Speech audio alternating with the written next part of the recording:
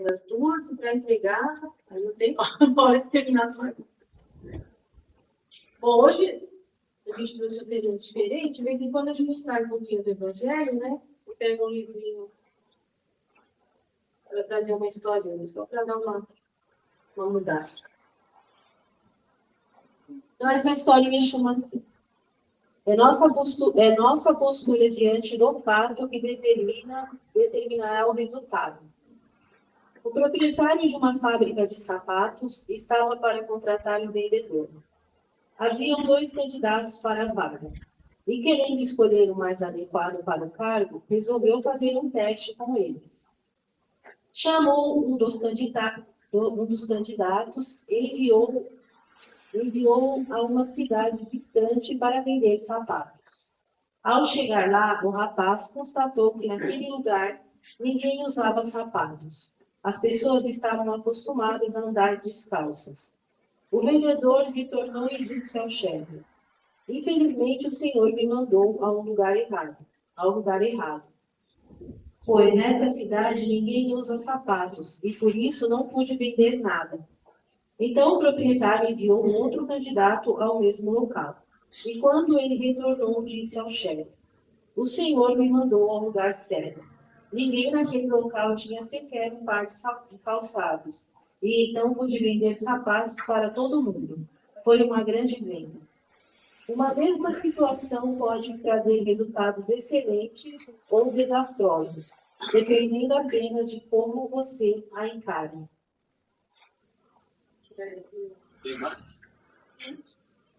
A mesma situação que para um foi motivo de fracasso, para outro foi motivo de sucesso. E você? O que é que faz das situações da sua vida? Motivos de fracasso ou sucesso? Saiba tirar proveito das oportunidades que se apresentam em sua vida, olhando com otimismo os problemas e transformando-os em soluções. É isso, a gente não sabe de nada disso, né? Isso é uma novidade para todos nós, né? O problema nunca está na gente, está sempre no outro, ou no mundo, nas circunstâncias.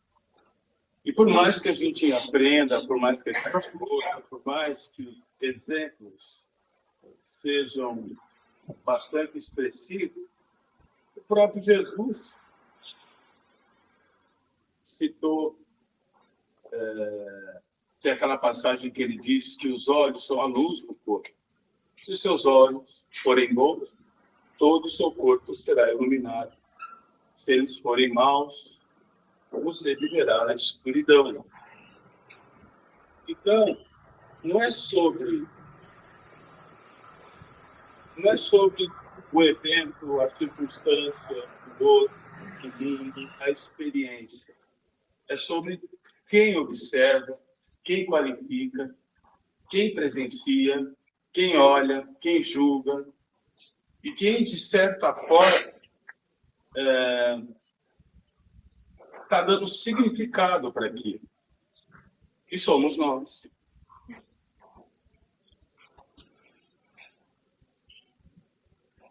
Um filósofo alemão chamado Edmund Husserl, ele desenvolveu uma tese filosófica chamada fenomenologia. Sem ela não existia psicologia.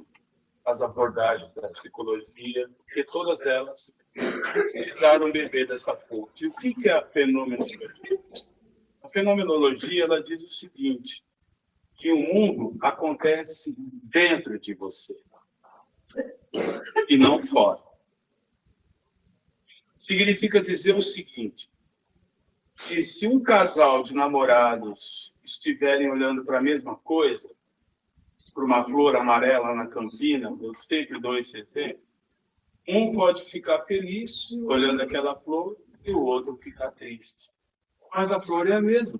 Não existem duas flores. O problema está onde? Na visão. O problema está em quem está olhando. Para um, aquela flor pode criar ressonância com o momento de alegria dele, no momento que ele recebeu um buquê de flor amarela de uma pessoa amada. Para outro, pode significar um momento de tristeza, um momento em que o enterro de uma pessoa querida tinha um buquê de flor amarela. Isso cria conexão com a gente, com o nosso mundo interior. E as nossas reações, as nossas emoções, elas criam conexão com a nossa experiência. Então, o mundo que acontece fora, se nós retirarmos a consciência, é um mundo sem vida. Né? Quem dá significado a tudo somos nós. Então, é para dentro que a gente precisa olhar. Quando a gente tem alguma dificuldade, quando alguma coisa é difícil, a gente nunca pode pensar na coisa em si, no trabalho em si, no chefe em si, no vizinho em si, no parente que mora, no cunhado que mora com você. Não. Você tem que olhar para dentro. Por que aquilo é um problema para você? Por que você está processando aquela experiência de forma tão ruim? Que componentes existem dentro de você que estão problematizando aquela experiência? Esse tipo de investigação é que é olhar para dentro. E quando a gente olha para dentro, a gente olha num processo de investigação, de autoconhecimento, de querer descobrir por que eu sou assim. Por que eu crio dificuldades diante de determinadas situações? O que existe dentro de mim que está tão mal resolvido que eu preciso resolver, que eu preciso olhar novamente, que eu preciso mudar o significado? Esse termo ressignificação, ele é poderoso.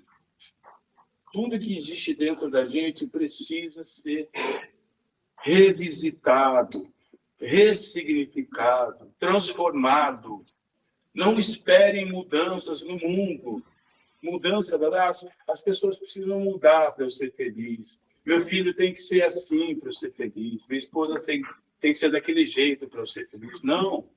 Você tem que ser feliz independente da informação externa, do mundo que está ao teu redor.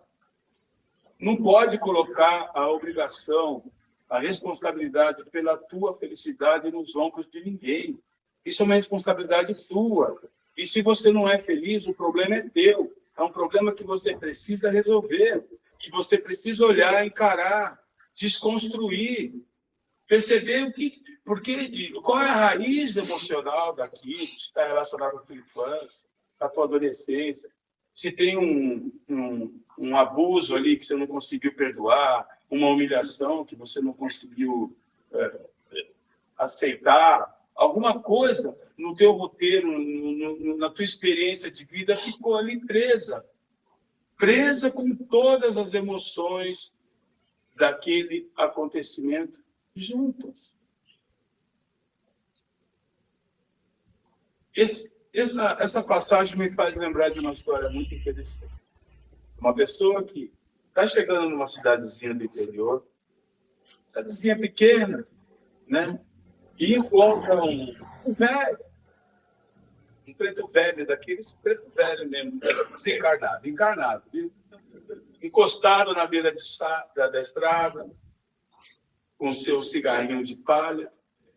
Ele passa pelo preto velho e fala: moço, eu estou indo conhecer essa cidade aí, me diz uma coisa, como é que é essa cidade?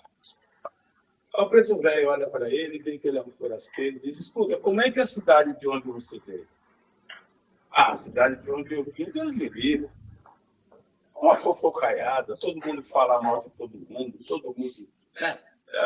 todo mundo quer passar a perna no outro, muita briga, você não pode confiar em ninguém, é um ambiente horrível. Pois é, moço. Essa cidade é igualzinha.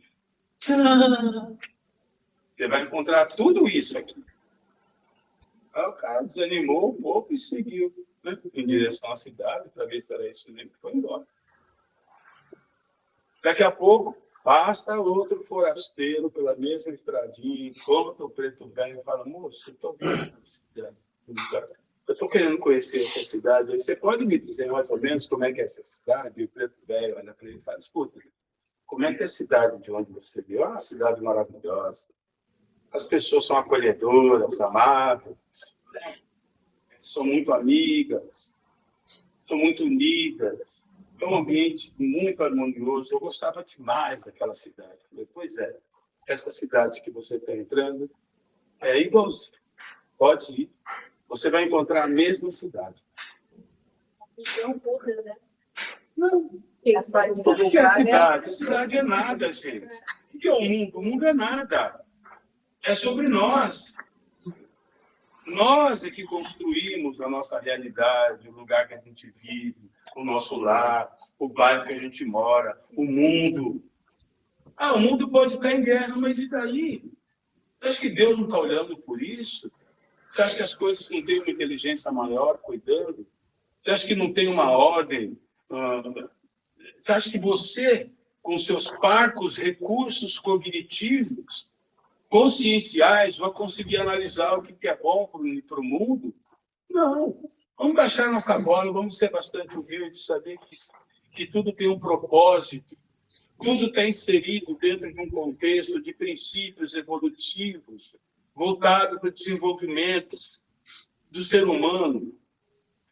E que a nossa visão ainda é uma visão curta, estreita, pequena. Tem muita coisa para a gente desenvolver em termos de conhecimento, em termos de entendimento, principalmente. Entendimento é diferente de conhecimento, viu, gente? Conhecimento, você lê um livro, 2, 3, você vai acumulando. Isso é conhecimento. O que é o conhecimento? É acreditar em tudo que você está lendo, você está acreditando.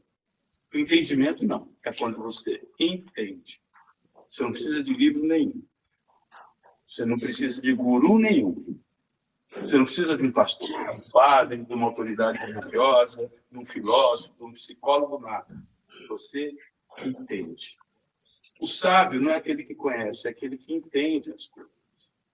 Entender é muito diferente. Entender é uma coisa que vem de dentro para fora. É uma luz que vai acender dentro de você.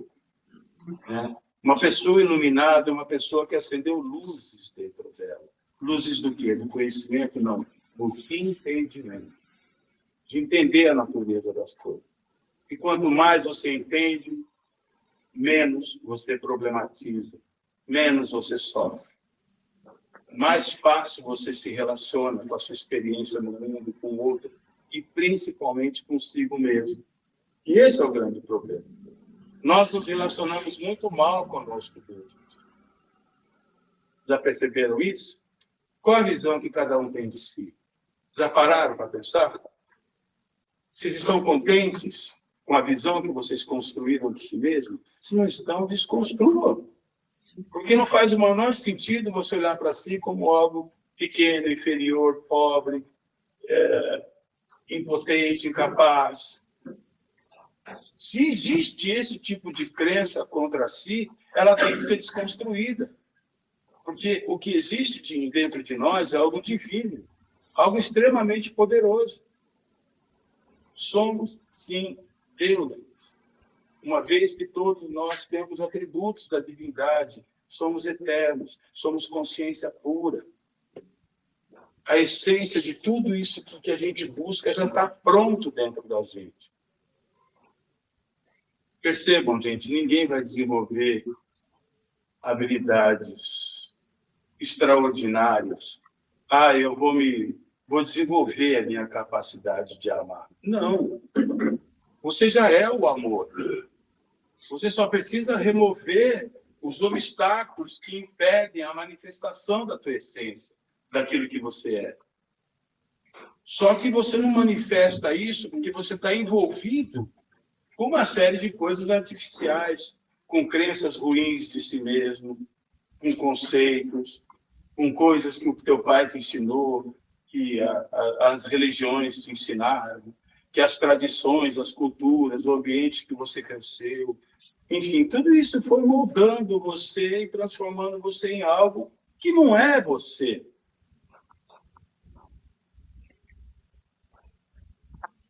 Jung dizia uma coisa, se nós nascemos únicos e morremos cópia. O que ele quis dizer com isso? Porque nós somos únicos, sim. Nascemos únicos. No entanto, cada um vai colocando uma peça na gente, ajustando, dizendo o que é certo, o que é errado, para onde a gente deve ir, o que a gente pode fazer, o que a gente não pode, como a gente tem que se comportar, como é que você tem que sentar, como é que você tem que comer, como é que você tem que falar, como é que você tem que se vestir. Então, você vai pegando tudo aquilo, você vai pegando peças nessa linha de montagem. No fim da plataforma, está todo mundo igual. Não existe mais, sabe, nenhum tipo de originalidade. Nós suprimimos isso. Nós perdemos o contato com a nossa essência, com a nossa expressão, com a nossa natureza, com a nossa arte, né? Deixamos de expressar o que somos para expressar o quê? A vida de um personagem ajustado aos padrões do mundo. É simplesmente isso. Então, nós vivemos uma vida artificial, de um falso eu, e tentamos realizar ele. Aí vem Jesus e fala, amigo, para. Quem tentar realizar essa vida, irá perdê-la. Agora, quem perder essa vida, esse sim conseguirá se realizar, conseguirá ser salvo.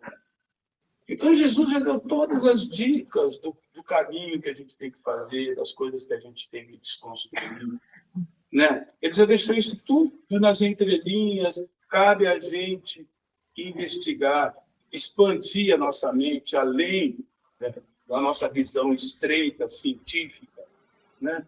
E olhar para aquilo de uma forma mais ampla. Olhar para a gente. Então, porque o problema está em nós, gente. A forma como a gente olha. A forma... por que você vê um cisco no olho do teu irmão e não vê a trave que existe no teu? Olha só, ele está falando de tudo isso, de fenomenologia, né? Está falando de projeção, está falando de todas essas coisas. Porque nós somos assim. Ao invés de nós removermos a trave, o que é remover essa trave?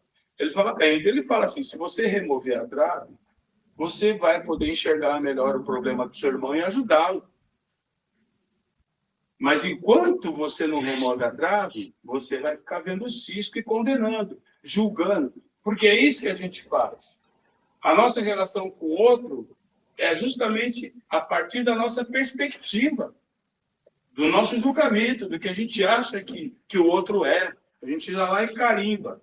Olha, e já coloca um rótulo lá. Esse cara é assim. Esse cara não presta. Essa pessoa é assim. Essa pessoa é egoísta. A gente vai carimbando os outros. Por quê? Porque a gente não está enxergando que é a nossa forma de olhar para ela. Porque existe em nós essa trave. E porque se nós removermos essa trave, significa o quê? Se nós mudarmos a nossa forma de olhar para o mundo e para a vida, a gente vai deixar de enxergar tanta coisa ruim no mundo e nas pessoas e em si mesmo. Então, é sempre sobre nós. O problema está dentro da gente. O reino de Deus não está ali, não está lá, não está acolá. Está dentro de nós. Se você quiser encontrar o reino de Deus, não é a partir de circunstâncias favoráveis, de coisas que estão dando certo, de negócios bons que você conseguiu fechar, as coisas começaram, as portas começaram a se abrir, você começou a ganhar dinheiro, e aí você começou... Não é isso. Não é dessa forma. Os imperadores, o relato de qualquer imperador, vocês vão perceber que ele sofre muito mais do que os pobres súditos do reino. Porque a pressão sobre eles é muito maior. A cobrança, o medo. Vocês conhecem a história da espada de Damocles? Devem conhecer, né? Diz que um rei ele tinha alguns assistentes, alguns súditos assim, e estavam o tempo todo ao lado dele para apoiá-lo, né? E um deles, chamado Damocles, era muito invejoso. E olhava para o rei, olhava para aquele luxo todo, aquele monte de mulher que o rei tinha, né? Eles são cheios de concubina, né? Aquelas roupas maravilhosas, aquele trono, não sei o que, aquilo. Ah, se eu pudesse ser rei pelo menos um dia, se eu pudesse ser rei pelo menos um dia. E um dia ele deixou escapar isso, e o rei ficou sabendo que ele tinha esse pensamento. O rei chamou ele e falou: Dama, vem cá. Você será rei por último. Eu vou permitir que você seja rei. Você vai poder realizar o seu sonho. Então ele chamou todo o reino dele e falou: durante um dia, vocês serão governados por Damocles. E Damocles ficou todo feliz, foi coroado. Tal. Daqui a pouco ele senta no trono. A hora que ele olha para cima assim, ele vê uma espada apontando para a cabeça dele, pendurada por um fio de cavalo, sabe? De rabo de cavalo. Um negócio que podia estourar a qualquer hora e a espada cair na cabeça. Ele ficou ali, naquela tensão, naquela preocupação, olhando para a espada. Falou: rei, pelo amor de Deus, não quero mais ser rei, não. Tira daqui, deixa eu voltar para o meu mundinho. Então, a gente não entende o problema do outro, a dificuldade do outro. A gente às vezes, apenas julga a partir da nossa perspectiva. Né? De achar que a vida do outro é mais fácil, de achar que a vida do outro é melhor. Então, a gente tem que olhar para si. A vida de cada um, ela pode ser melhor ou pior a partir do enfrentamento que você faz de si mesmo. É só isso. Você quer ser mais feliz? Esqueça o mundo lá fora e olhe para dentro. Começa a desarticular, começa a resolver tudo aquilo que está mal resolvido dentro de você. Começa a olhar para aquilo que você esqueceu. Principalmente, e esse é o maior solvente e o mais poderoso de todos. Comece a perdoar. Perdoe. Perdoe aqueles que te machucaram. Perdoe aquilo que aconteceu com você. Ah, mas como é que eu vou perdoar? É muito difícil. Não, não é. O perdão é um instrumento do amor. Né? Quando a gente perdoa, a gente está levando luz para um lugar onde só existe escuridão. A gente está dissolvendo energias de ódio que estão presas ali. E a energia de ódio presa no nosso inconsciente, no nosso campo psíquico, ela provoca inúmeros desequilíbrios no nosso ser. E provoca também doenças. Se você quiser ter saúde, equilíbrio e paz, perdoe. Perdoe porque o ódio vira câncer, vira carcinoma, vira cisto, vira feridas no teu corpo. As feridas do corpo são feridas da alma que você não dissolveu com o perdão, com a aceitação, com a compreensão, com esses instrumentos poderosos que nós temos de graça ao nosso dispor. E a gente não usa e depois tem que gastar tudo que você juntou na vida para pagar médico. Então, veja só que atitude burra, né? Aliás, acho que é Dalai Lama que falava isso, né? O homem passa a vida inteira perdendo a saúde para ganhar dinheiro, depois tem que gastar todo o dinheiro para recuperar a saúde.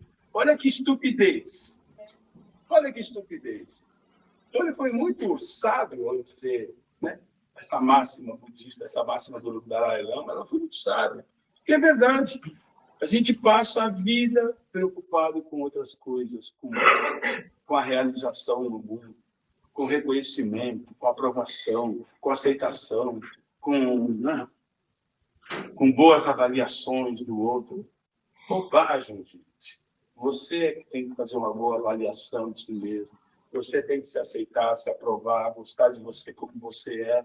E não esperar de pires na mão que as pessoas gostem de você. Quando você gostar de si, todos vão gostar. Quando você aprender a se amar, todos vão te amar. Porque a maneira como você se trata, o mundo vai te tratar. Isso é um princípio. Isso eu não estou inventando. Qualquer psicólogo no primeiro ano de psicologia sabe disso. Isso é uma regra. Você recebe do mundo aquilo que você faz por você. Então, é sobre nós. O tema hoje é sobre esse olhar que a gente precisa ter para dentro, para ter uma reconciliação profunda consigo mesmo. Tá certo, gente?